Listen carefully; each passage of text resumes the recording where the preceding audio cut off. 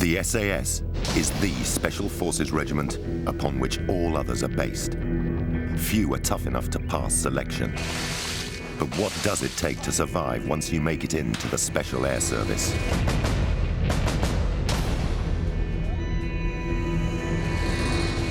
Using a series of dramatic scenarios, a team of hardened ex-SAS veterans have agreed to reveal the survival secrets that kept them alive. The commander of our four-man patrol is former SAS Sergeant Eddie Stone. With him is demolitions expert John McAleese, the first man on the balcony in the Iranian embassy siege. Additional firepower and expertise is provided by Johnny and Pete. We've had to protect their identities. Together, they'll show you how members of the world's most elite regiment fight and survive, and reveal just what it takes to wear this badge.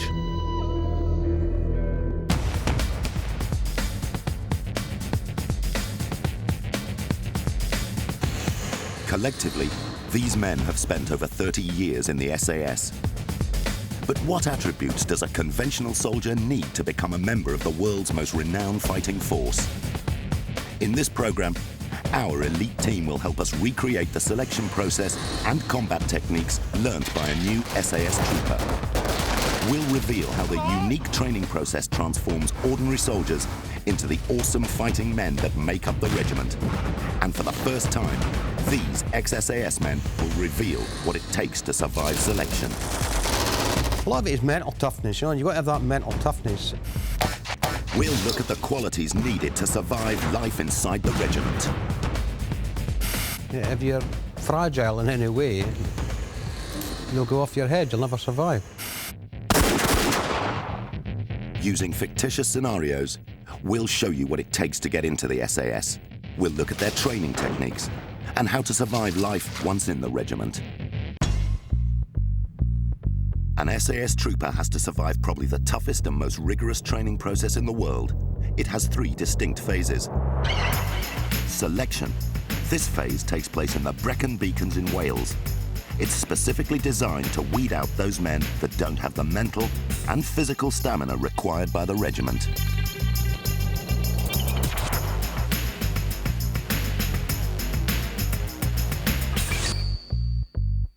The second phase is jungle training. It's designed to see if you have the tactical and operational skills to function in this elite force under extreme conditions. The third phase is survival training.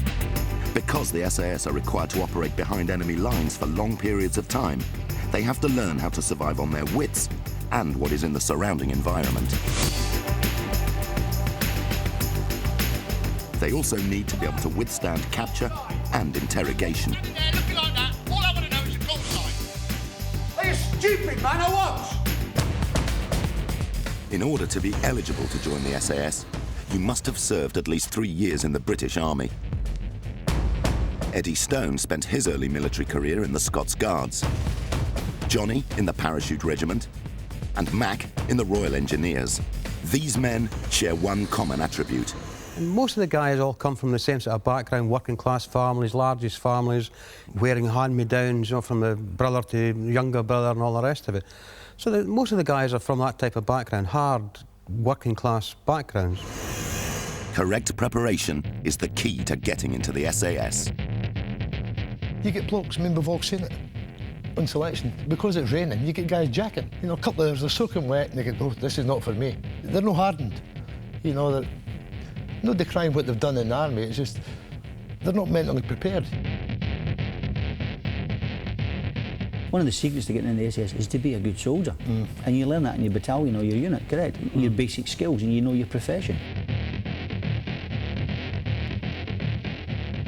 Every one of those soldiers think they're good enough for the Special Air Service. But as you say, there's no preparation, they've done no soldiering, they've read all the books, they've seen you jumping through the MSA window, and they think they're good enough. Preparing for selection means getting hill fit. Basically, the ability to navigate over tough terrain, carrying a heavy burden within punishing deadlines. The SAS is based near Hereford. All candidates for selection must report to the barracks a day before the course begins. It's the first time you'll get to size up the opposition. If first morning when you're there in parade, you know, you're standing there was 220 guys, and I'm stood on the line and I'm looking down this line, and all I can see is maroon berets, paras, you know, there's stacks of them, you know, and big guys, big boys like him and that, you know, and there are some huge guys there, and I was the only Scots Guardsman there, so I felt a bit out of place, like some stood there looking around me. And at that stage, you do start sizing up other people, and you say, Jesus, he's a big guy, you know, and these, you know, and you start getting a little bit of self-doubt in yourself at that time, you know, which I think is only natural because physically they look a lot bigger than you. SAS selection is designed to test the mental and physical endurance of candidates. It's notoriously tough.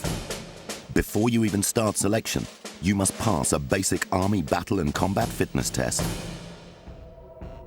Okay, listen in. You're here because you think you're fit enough and a good enough soldier to join the SAS.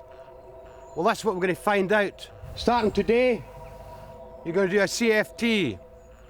For those of you that's not in the infantry, that is a combat fitness test. It's an 8-mile run carrying your CFO, Central European Fighting Order. You'll have 2 hours to complete this run. Anyone who fails is obviously not fit enough to be a basic soldier, let alone join the SAS. So you'll be out of here. Move. Over the next 3 weeks, candidates have to do a series of marches over the Brecon beacons. Vehicle. Extremely arduous routes are specifically picked to test physical stamina to the limits. McLeod. All candidates march with heavy Bergens, carrying up to 55 pounds, and have to demonstrate that they can push themselves to the limit, but still navigate as if it's second nature. Good. You happy where you're going to? What you're doing? Good. Get away. Next two.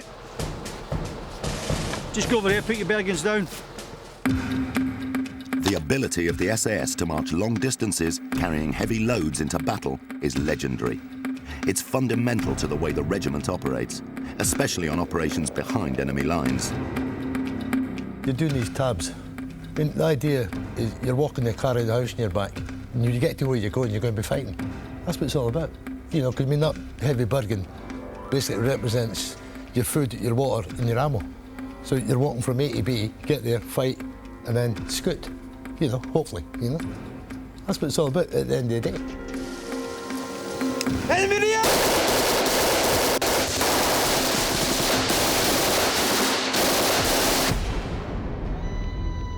The first 2 weeks consist of a series of hard marches. For many candidates, it's a shock both mentally and physically. But this has to be overcome if you want to survive. A lot of it is mental toughness, you know, you've got to have that mental toughness. You've got to be able to put up with the hardships, and if you do have injuries and that, you've got to, you know, keep yourself going through the injuries, you know.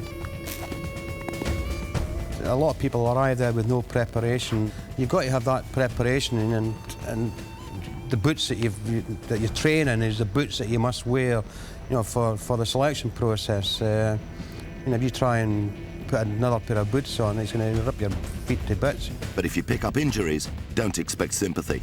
The best you can hope for is a dose of squaddy humour. I was lucky, I never got a blister. But you get some blokes coming in, their toenails are hanging off, they get big blisters, and you laugh like hell. I mean, I remember there was one guy in their room, and he had the old Bergen rubbing his back, you know, I mean, you're talking red flesh, and old Rusty. Yeah, Rusty's there, like, got just the thing for you, mate, and it was white spirit, you know, in his ear. And he's not just dabbing the guy's back, he's rubbing it, and this bloke's chewing like a stuck pig. And we were all curled up in the corner, laughed like hell. And this dozy didn't even know Rusty was just doing it with pure badness, you know. But I mean, it toughened up the skin a wee bit, you know.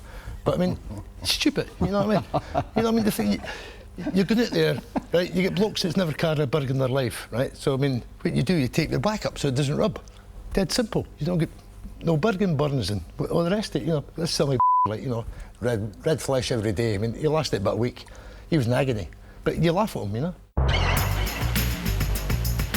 Selection tests the most basic of SAS skills, the ability to navigate whilst under great physical and mental pressure.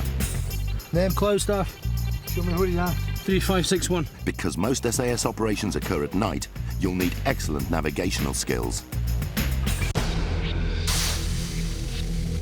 SAS operations are undertaken with utmost secrecy, so patrols avoid using roads and established routes. They'll use navigational landmarks to move from feature to feature. The SAS also use the latest technology to help them navigate. GPS, or Global Positioning System, was developed by the US Defense Department. It can pinpoint a user's position anywhere in the world.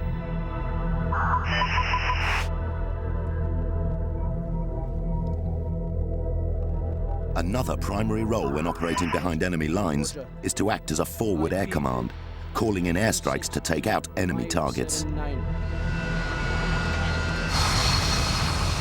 Distance to target, 016 degrees. Direction, 13.6 nautical miles, route back.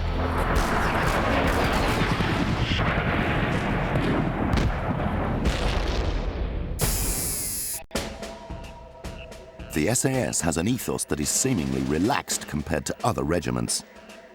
For example, elite units such as the Paras depend upon the discipline of rank structure to motivate recruits. Lift your feet! Training staff are there to drive you beyond your limits. Pull your feet! Get up! In both the Commando Brigade and the Parachute Brigade, you will not be allowed to give in. There'll be somebody hounding you and beasting you and thrashing you like the Guards Division as well. You will not be allowed to give up. Right, push forward, come on! Come on! Get up!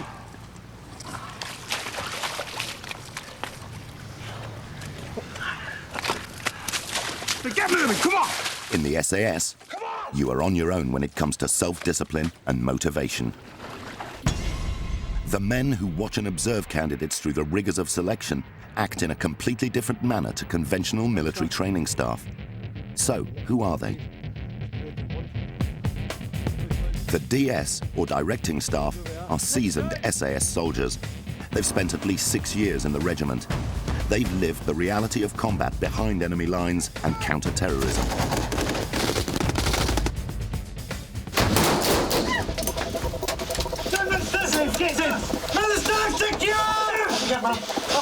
The speed, aggression and surprise of their training is in direct contradiction to the way the DS behave on selection. It's a window on the way the regiment functions. I think that the main difference with the DS, I think, is that during the early stages of selection, they're not interested in you in the slightest. They're so laid back, that they should be horizontal, but I think that they do that intentionally to give you a wrong impression of them. And walk into, give lectures with their jackets open, and smoking cigarettes. It's totally military type personas they're showing you, They're just a number there. And, they're not bothered whether you pass, fail, or burst into flames. It makes no... boom. It just makes no difference to their lives. They're just going to carry on doing what they do. I've had enough stuff. OK, grab your rifle. Get yourself in the back of the truck. It's up there, just around the corner. Stuff, sorry, stuff. I'm not interested. Just get in the truck. Pick your weapon up properly. You want to get into the regiment? Well, then show me. They're not going to say to you, right, come on, mate, get a move on. You've got to show them that you want to get in, and you've got to do that by, self-determination, and self-discipline. After 3 weeks of the selection phase, many of the candidates will have given up. Those that remain will be put through a series of extremely difficult marches, which they have to complete within a strict time limit. Up until now, candidates have left the course voluntarily. But this is the first pass or fail hurdle that they face. Those that don't come up to scratch are immediately returned to their unit.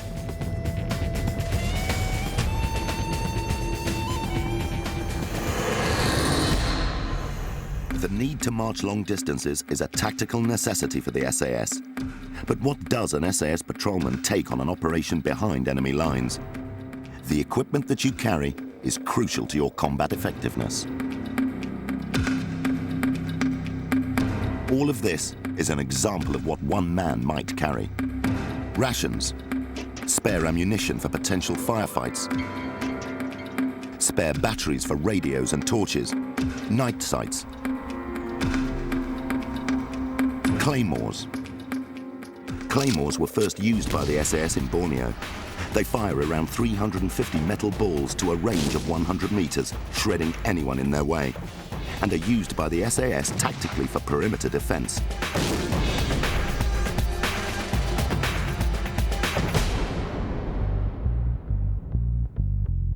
The final test week of the Welsh phase weeds out men who aren't physically fit enough to carry essential combat and survival equipment for long periods. This culminates in endurance, a 40-mile march carrying a 55-pound Bergen that must be completed within 20 hours. And what they're looking for is that mental determination and self-discipline and strength of mind, strength of character to continue when you're exhausted, but your mind and your heart is telling you, go through that barrier.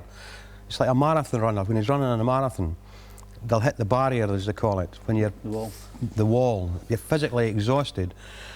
You've got no reserves left in your body, but they keep going because of the strength of determination, the strength of will to get through that and keep going.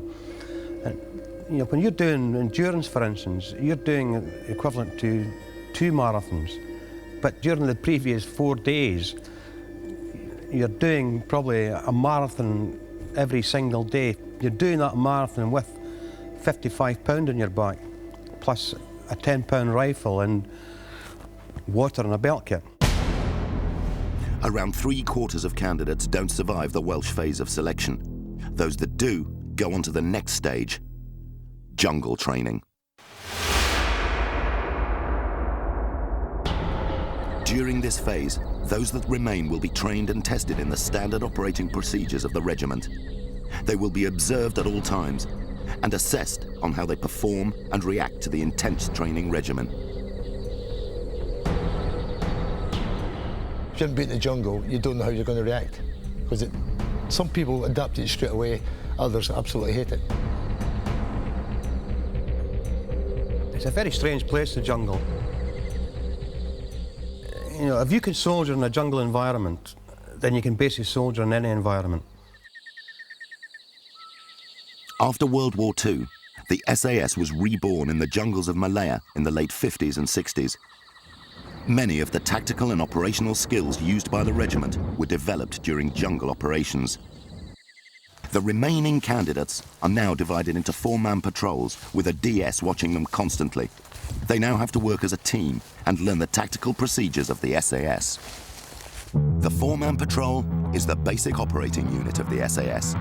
It's designed to be small enough to move quickly and covertly behind enemy lines, but have sufficient firepower to be able to deal with an enemy contact. A 4-man patrol always moves in a state of tactical alertness. The trooper at the front of the patrol is known as the lead scout. Based on the patrol commander's navigational instructions, the lead scout, or point man, picks the best and most tactical route over terrain to the objective. Because he's more likely to confront the enemy first, he's often armed with a weapon of considerable firepower. The Mini-Me is a light machine gun that acts as a squad support weapon. It has a 200-round box magazine with a rate of fire of 900 rounds per minute. It has proved its worth to the SAS in the Gulf and Afghanistan.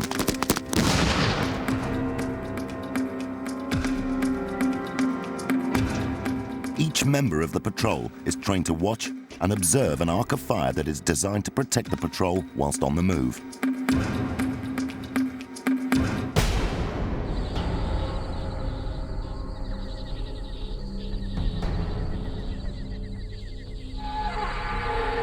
During the jungle phase, candidates must learn to move with stealth, so they have the edge in a contact situation.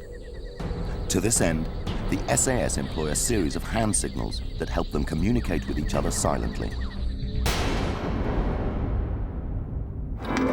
Halt. Down on the ground. Obstacle. Friendly. Enemy. Recce. Listen in. Move forward. ERV, emergency rendezvous point. Mine or booby trap. Water. Building. Ambush left. Ambush right. Learning to remain hidden, communicate, and operate tactically is one of a number of skills candidates must learn, but there's much more. You're working constantly during the whole period of daylight, and you're learning things all the time. Patrolling, ambushes, demolitions, cutting LS sites, landing sites for choppers, 4-man contact drills, 2-man contact drills. So you're learning constantly all the time. It's during the jungle phase that candidates learn one of the basic operational skills of the SAS, intelligence gathering. In warfare, intelligence gathering is often the primary role of the SAS. But to watch the enemy secretly, you need a place to hide. The SAS call these OPs, or observation posts. The SAS are experts at setting up OPs. They're often constructed under cover of darkness, and men can spend up to 28 days in position observing the enemy.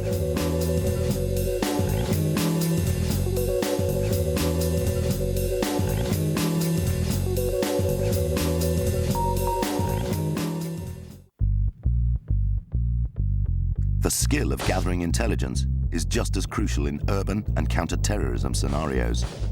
Total patience, an eye for detail, and the ability to collate information on the enemy is the name of the game.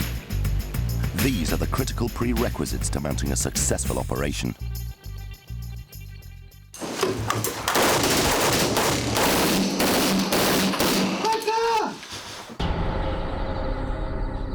The jungle phase of SAS training is an intense learning curve for candidates, but coping with the environment can be just as hard.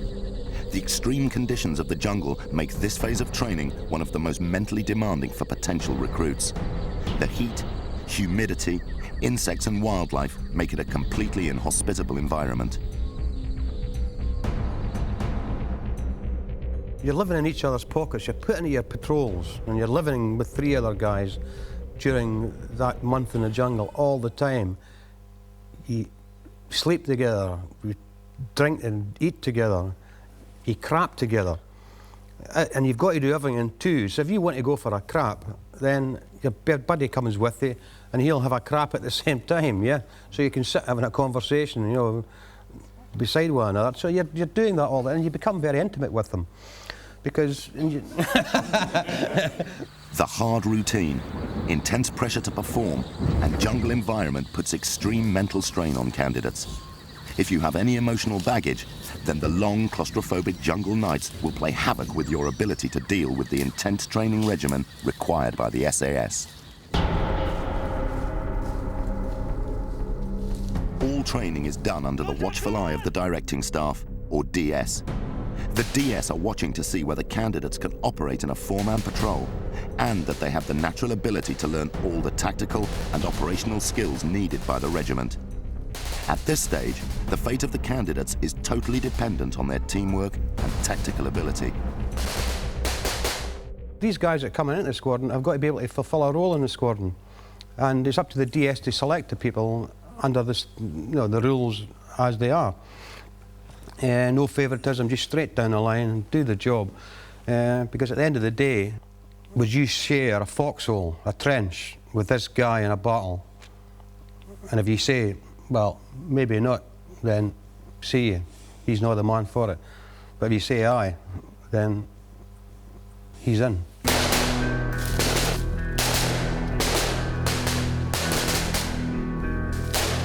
Contact drills are practiced constantly by candidates so that they can perfect this most essential combat skill of the 4-man patrol. Candidates use live rounds, so there is no option of getting it wrong. That was absolute crap, right? It was terrible. Maybe that day when you were doing some training or something, you did something wrong and you got punished for it, or bollocking for it. And you'll find that's when most people jack is in the morning, after they've had that long period of time to sit and contemplate what this is all about. That's when the solitude, the worry, these seeds of doubt start coming into your mind. Most of the guys get up in the morning, think, I've got to put this wet gear in again. No, and they're not going to do it. After jungle training, those candidates that remain return to Hereford, where they'll spend a month undergoing survival training. Once you finish that jungle phase, then you're 75% of the way there.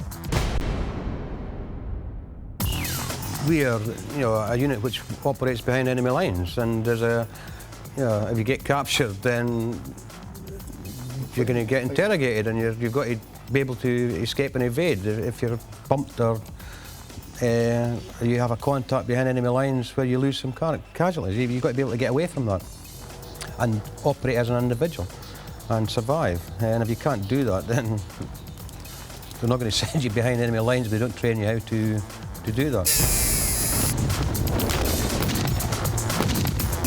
Right, Johnny, take me that left-hand side. SAS missions are highly dangerous. There's always a chance you'll get bumped by the enemy and end up going on the run pursued by a hunter force.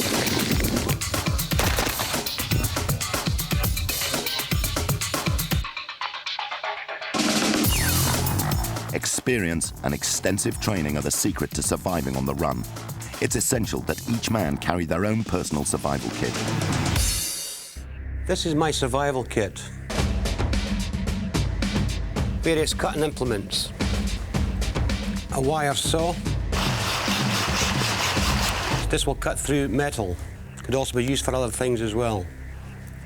The most important thing is a good sharp knife. Water purification tablets. A heliograph for signaling helicopters or aircraft. A pair of tweezers for removing thorns. You leave them in too long, then they're likely to turn poisonous. You may carry some local currency, some safety pins, a little sewing set. When you're on the run for a while, then your clothes start to deteriorate. A button compass, very important. A silk sketch map. This will be hidden in your body somewhere. If you go on the run, then you've got a map of the area.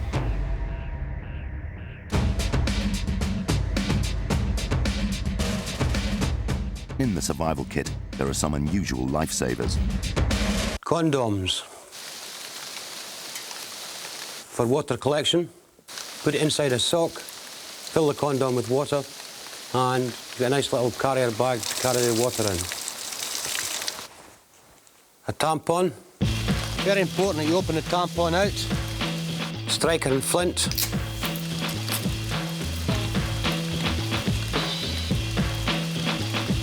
Some alcohol wipes. Can be used for cleaning wounds, but can also be used for lighting fires. Some glycerin, which you mix with potassium permanganate. Potassium permanganate can also be used to sterilise your water. It tastes pretty bad, but keeps you alive.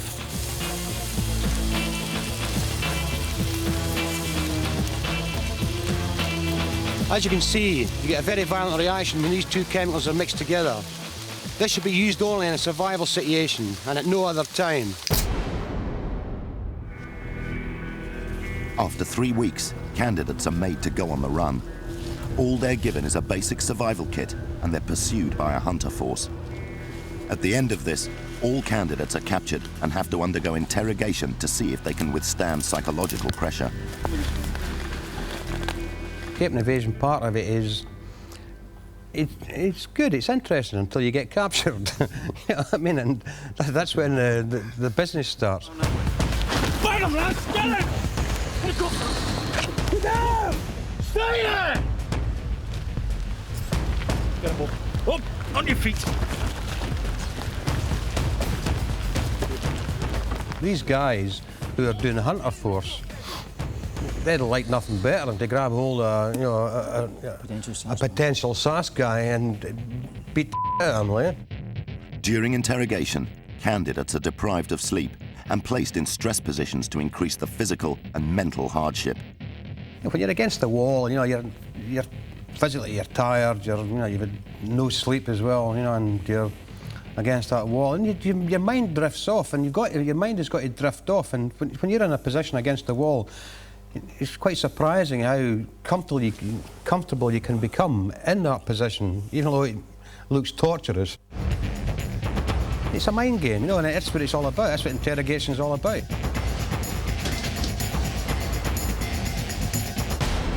The best part is getting taken for interrogation.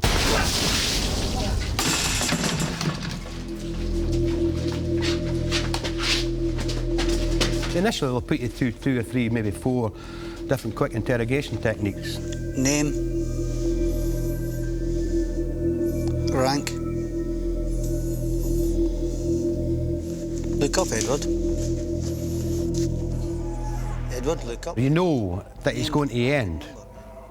Whereas if you're caught for real, you don't know when it's going to end. So there's a big, obviously, mental release there. Look at me! Look at me! What was your call sign? No point standing there looking like that. All I want to know is your call sign. You know, right, within the next, 24, 36 hours, you're out of there and you're finished. So you've got that in the back of your head all the time. You've also got in the back of their head, they kind of take you outside and put a bullet in your head, because you know that as well. Whereas in the real situation, you don't know that. So mentally, they can't do these things, obviously, to you, but what they're trying to do is prepare you mentally so that you can withstand interrogation without obviously going to the extremes which can occur, which are obviously impossible for them to do that. The interrogation phase is the last major hurdle candidates must overcome if they are to pass selection. You need to demonstrate that you can handle the intense psychological pressure. You've got the whole thing like when you're doing all the interrogation, but they always keep mentioning be the grey man, you know, I mean, don't draw attention to yourself and all this. I mean, when you've been stuck against a wall for 6, 7 hours and you get these kids sort of question you, you know, you've got to try not to bite. Interrogation is designed to explore the inner man. It's no good being physically as hard as nails if your mental and emotional strengths are weak. Showing any emotion at this stage will mean total failure. Just because you won't answer one stupid little question. I mean, you might just walk over and punch them in the throat, but you can't, you know. Then you get others, you want to laugh at them because they're pathetic. But you just got to keep the deadpan face and just go through it. You know yourself, you go, oh, on another day to go, you know. You think, oh, badge, magic, you know, one of the boys. Once they've completed this phase successfully, candidates are ready to become part of the regiment. The SAS call this getting badged.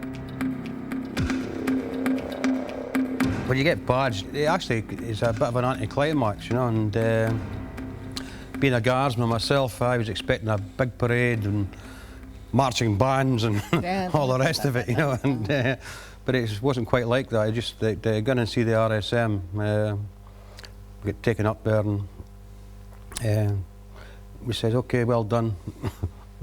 Threws were buried across the desk and changed them over, took your guards bury off, but the SAS bury on. Out the door, that was it. I don't think he even shook our hands. Once badged, the existing rank from your parent unit can't be transferred to the regiment.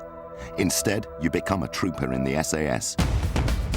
There are 4 operational squadrons in the SAS: A, B, D, and G. Each has 4 troops, with up to 12 men. Each troop specializes in an insertion skill. Air troop are experts in parachuting. Boat troop are experts in all sorts of amphibious work on the surface or below water. Mountain troop are winter warfare specialists, experts in rock climbing, skiing, and tabbing over rough terrain. And mobility troop are transport professionals when it comes to vehicles, motorbikes, and heavy weapons.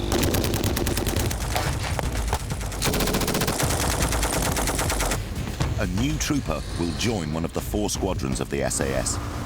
For a new guy, or crow, it's just the beginning of a life of constant training and being ever ready to be called on operations.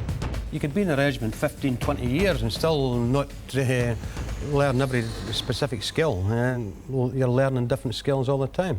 Be a DEMS course, medical course, signals course, language course, bodyguard course, bodyguard instructors course,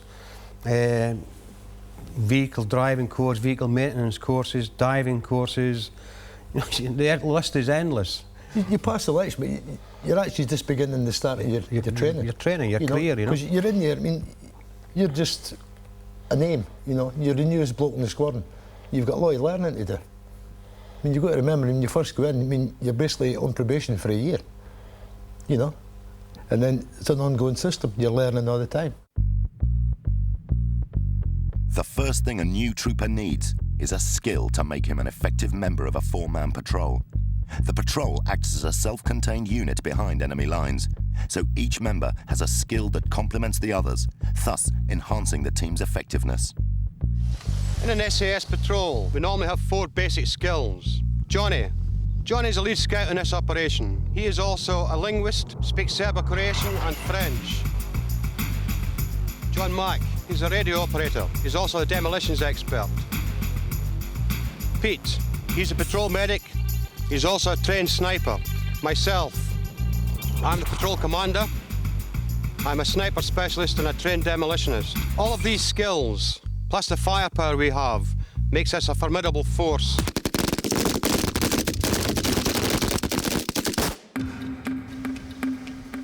The patrol medic's specialist skills are vital when a member of the unit gets injured. Mac has stepped on a blast mine that has shredded his leg. Behind enemy lines, patrol medics customize their medical kit dependent on the size and nature of the mission. The kit needs to be lightweight but sophisticated enough to deal with all the injuries associated with combat. Here, the priority is to stem the flow of the bleeding from the leg, using sterile dressings. The medic also needs to stop any chance of infection from dirt and debris from the mine blast. The next priority is to get an intravenous drip into a vein before it collapses. The final step involves using a simple key code to mark the casualty's forehead to help the extraction unit. In Mac's case, it's an M to denote he's been given morphine.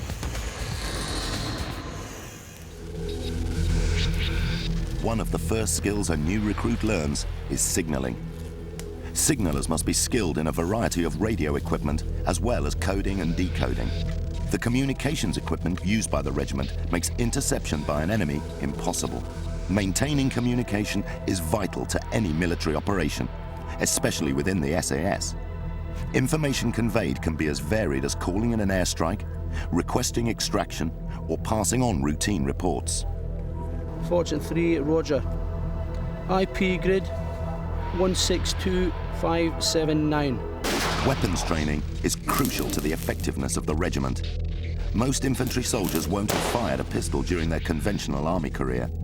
But in the SAS, a huge amount of training and resources is spent on perfecting the use of a variety of weapons. How you hone your skills, how you learn pistol shooting and the amount of ammunition you get, which you never had access to in a normal infantry unit, just going on the ranges. You go on the ranges, you get boxes and boxes of ammunition. So you can then practice and hone your skills to perfection, because you've got to. The SAS train constantly to give them the edge in all contact situations. It's this level of training that makes a Special Forces unit. There's old adage like, train hard, fight easy. And it's been proved loads and loads of times. The SAS mantra is speed, aggression and surprise in contact situations. Because of the constant training, an SAS soldier has a high degree of self-belief in his ability. This makes him far more effective in contact situations. You do like basic pistol shooting, and you do a turn, you always turn towards the enemy. They might be firing at you, but you become the aggressor, even though they've started firing first. And it's the whole psychology game again, you'll beat them. I don't know who he was that he said, but you've got to seize the initiative and get in there and kick the at them, take win. control of the situation. And you've got to win. It's... Unless they're using kryptonite, they're not getting you. That's your attitude. Yep. If they've got kryptonite, not right, let's get amongst them. You must believe in yourself. Go!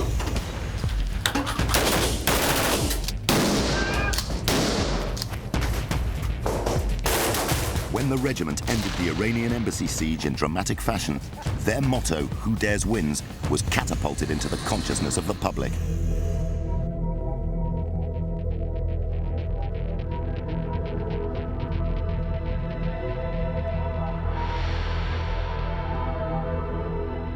You'd always been training for that type of job. Because of all the sort of media coverage after it, it put the regiment in the world's eyes, really, you know. I mean, the size of the selection straight after old MCCs, I mean, it was unreal. There were thousands of people want to go, you know. They all wanted to swing through windows and ropes and things, you know, and wear all black kit. You know, it was unreal. You know, in some respects it was kind of bad for the regiment, I think, in some respects, because you were, how can I say, getting the wrong type of bloke actually applying to go on selection. You know, they wanted to be James Bond type people, and all this sort of rubbish, you know, rather than just turn up and sit in a ditch and get wet and cold, you know. So, I mean, you had sort of both sides of the coin, you know. The SAS keep an entire squadron on permanent standby to deal with terrorism wherever it may arise. Each of the SAS squadrons take it in turns to cover counter-terrorism duties. Split into 2 teams, red and blue. Each team takes it in turns to be on 30-minute and 3-hour standby. Stand by. Go. Anti-terrorism training is unique to the regiment. All new recruits have to be trained in the role. It requires speed and tremendous teamwork when getting to grips with a vast array of new equipment and technology. For any regular soldier, counter-terrorism training will be completely new.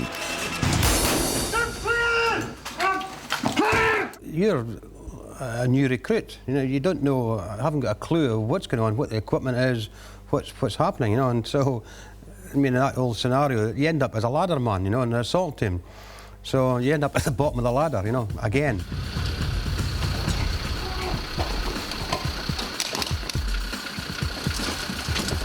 So, and which is only fair and right, because you don't know what the business is. CQB, or close quarter battle, is a combat skill developed by the regiment. Members of the counter-terrorism team spend endless hours in the killing house, a specially constructed building designed to practice their techniques. The killing house has specially designed bullet-absorbent walls because the soldiers use live rounds.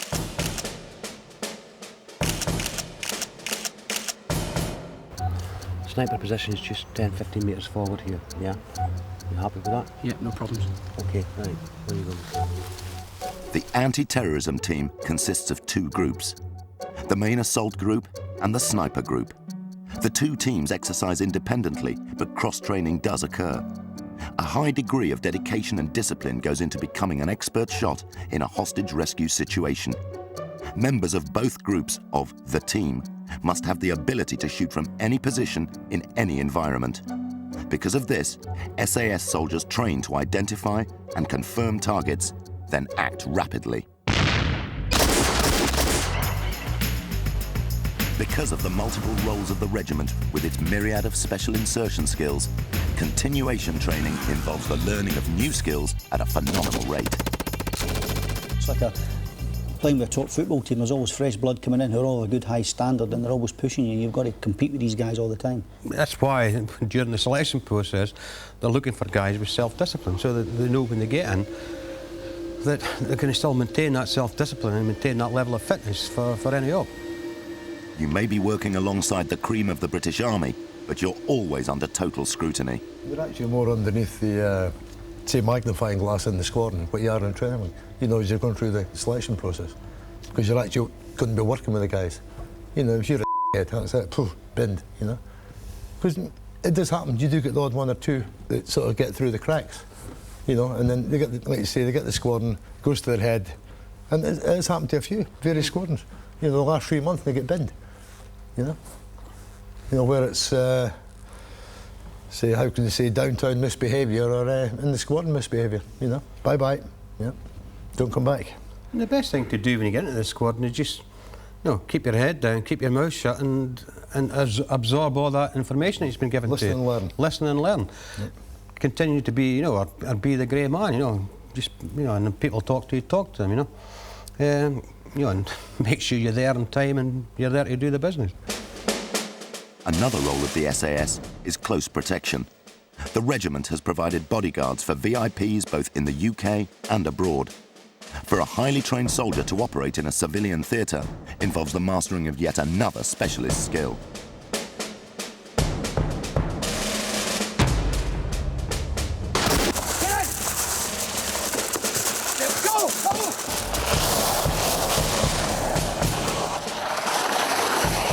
Well, it's the same as soldiering in military clothes, just a different type of uniform. You're doing a job and you're doing a military role, and you've been asked to bodyguard somebody, then you'll do that. The only difference being, instead of wearing camouflage gear or counter-terrorist gear, you're wearing civvies. Depending on the threat assessment, the team may need to be heavily armed when bodyguarding a VIP. Often, these weapons have to be concealed.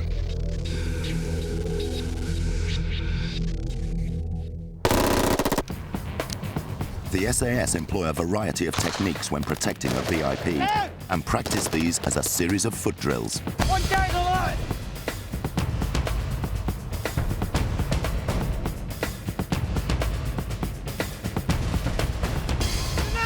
Get down! Whilst driving in convoy, the team also use specialist defensive and evasive driving techniques to protect the VIP. But for a hardened soldier, this role is far from glamorous.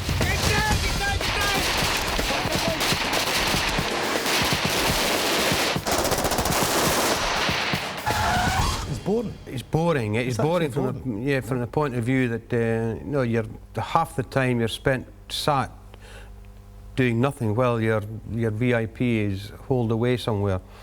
You know, for every 10, 15, 20 minutes of activity, you've been sat around for 11 hours. So it's quite a boring job. But once again, it's a job that you've got to keep yourself alert at, and you're a professional, you know, that's what you are. You're a professional soldier, and if you're asked to do that role, then once again you'll do that role to the best of your ability. You might not like doing it, but you've drawn the short straw, you've got to go and do this, so you go and do it. And get on with it. Because of the multiple roles of the SAS, the regiment has to be on constant standby to deal with terrorism and go on operations behind enemy lines. The ethos of the SAS is to train hard, to fight easy. This is vital if the regiment is to be constantly ready to fulfill its role in combat.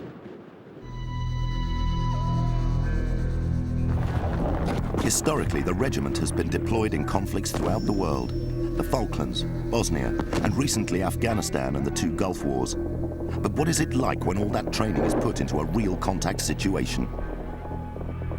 The fact that you've passed selection and you've came from whatever unit you've arrived from doesn't then say, right, you know, okay, right, this guy's going to react this way when the bullets start whizzing towards him. They can react totally the opposite way. They can hit the deck and not want to get on with it. But you would hope, and you know, that because of what he's went through and all that, he's going to get up and fight with you, and that's what it's out. But at the end of the day, until you come under fire, you know, effective enemy fire as they call it, then you can't judge how you're going to react yourself. Yeah, but nobody does. Nobody does till you get shot at. You know, I mean, you get shot, you shit yourself. You know, you shit yourself, you get down because you remember the training. You know, down and crawl, move, you know, rather fast. You know, and your yourself's going like that. It's common sense. But you remember your basic training. You know, that's what it's all about. It's like a car crash, I suppose. You don't want to be in it, but it happens so quick, and then before you know it, it's over in a few seconds or 10 minutes, and it's happened.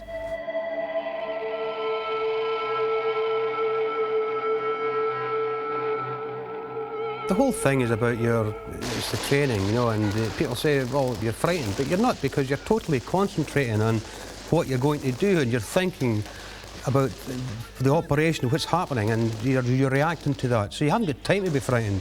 If you're frightened, you end up dead because you're going to be slow. It's afterwards, when you finish the contact, then you may sit down and you might think, oh, that was a bit close there, Johnny Bud, you know, and you'll sit and have a chanter about it. And then at that time, because the adrenaline's starting to fall out, you know, out your body, you're losing that adrenaline rush that you had during the initial contact, that is when you may feel a little apprehension and a little worry as to, you know, what went on.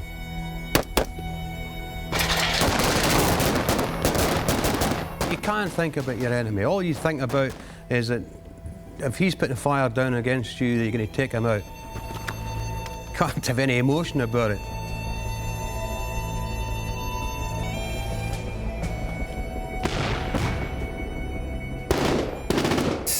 Once again, it is through the training and the discipline and your reactions is, if somebody's shooting a gun at you, you're going to get up there and you're going to shoot the gun back and you're going to kill them. Although by necessity the SAS is a secretive regiment, everything it does has to come under Army rules and regulations. SAS soldiers are under the same rule of law as any British citizen. Every time a weapon is fired in action, it has to be legally justified. There is a conception, I believe, through various programmes that's been on and all that we're a bunch of thugs, and in some sense, that a private army, but we are not, we're far from it. We are soldiers, disciplined soldiers, and we're far from thugs. We operate under orders. We work and plan the missions to the best of our ability, and we'll get on and do the job. But everything we do, we're still responsible for it. We still fall under Army rules and regulations and civil law. The formidable fighting assets of the SAS means that the regiment is constantly deployed on operations. The men who serve within the regiment have to make great personal sacrifices.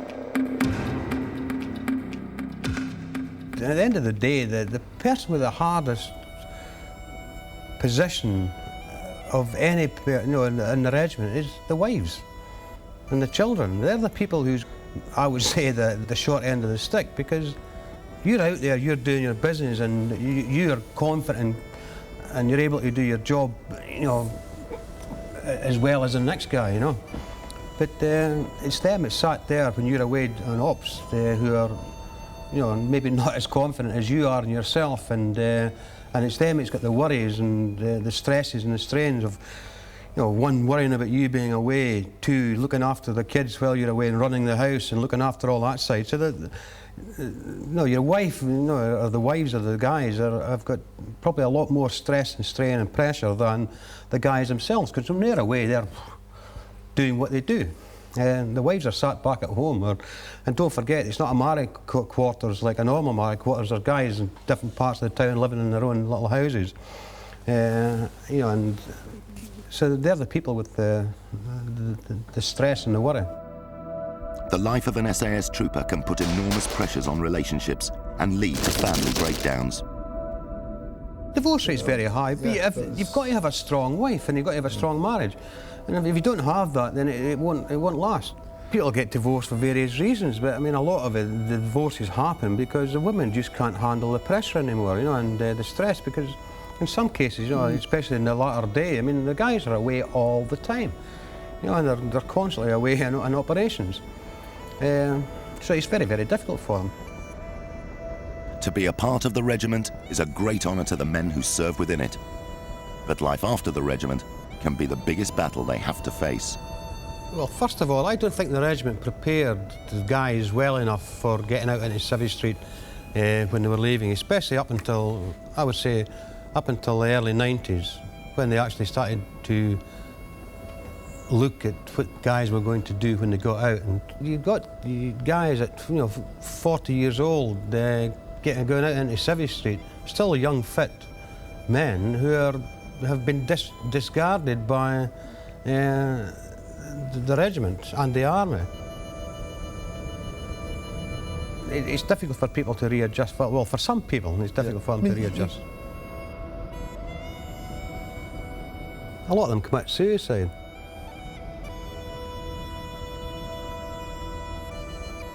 Like you say, you get some blokes, they've been in, say, 20 odd year, and one minute they're, say, sergeant major or something like that, and the next minute they're back to square one again. Because you go out in Sabre Street, you're no longer the big cheese, and some people can't accept it. They get out, they get a job, and they think, oh, I'm still sergeant major.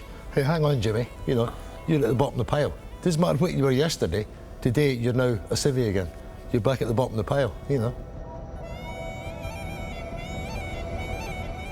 But what does a highly trained soldier, the elite of the British Army, do when he becomes a civilian? Many go on to the circuit, a euphemism for a variety of organisations who provide security for big businesses all over the world. Well, first of all, I worked in the Middle East for a year. I was a captain in the Royal Omani Police Force. I left there and I went to work in Southern Africa for the Wildlife Fund training anti-poaching units. I was operational manager for some security companies over there, operational director. Came back to the UK and I started working offshore, and I was a rigger in the offshore construction vessels doing in the oil fields. I was a postman, delivered mail. Left that because the Christmas tips were crap, and I was labouring. I was labouring up until I went on SAS Tough Enough.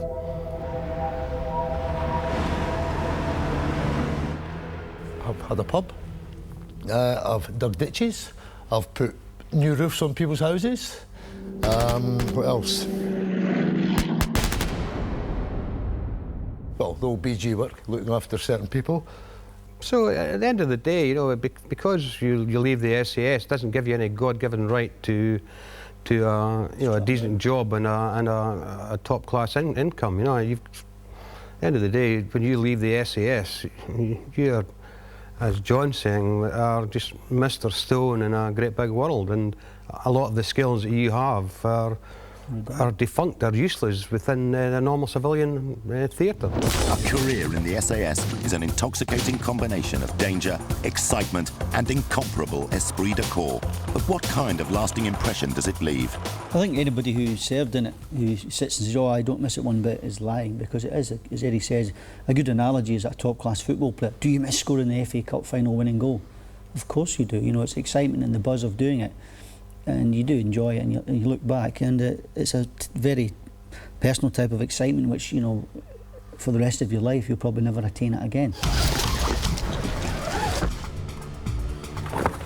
We have done things which are extraordinary, but at the end of the day it's men that do it. It's John Mack, Eddie Stone, etc, etc. It's just 4 men that do it. You do things which other folk can only read about or watch on the TV. We actually have done it. So, of course you miss it, yeah. Over the course of this series, we've recreated a variety of fictional scenarios through which we've revealed the secrets that have kept these men alive in the elite fighting force that is the SAS. We've shown their unique infiltration skills and intelligence-gathering role behind enemy lines, and we've looked at how they conduct a raid on an enemy target.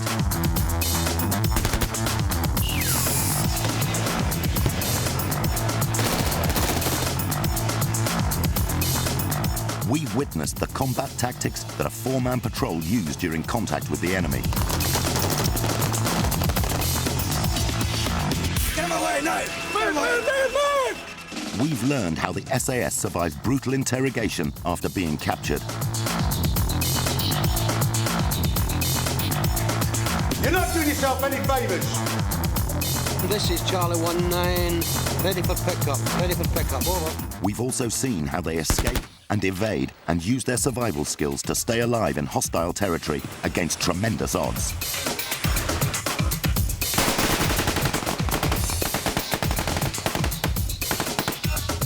But we've also seen the SAS in other roles, such as providing high-level VIP protection. We've looked at the training, planning, technology and tactics used by the SAS when in a bodyguarding role. Shut it! And we've examined what happens when the SAS is called in to rescue hostages in a similar scenario to that of the Iranian embassy siege. All of these survival secrets are what makes the SAS the elite amongst all the special forces in the world.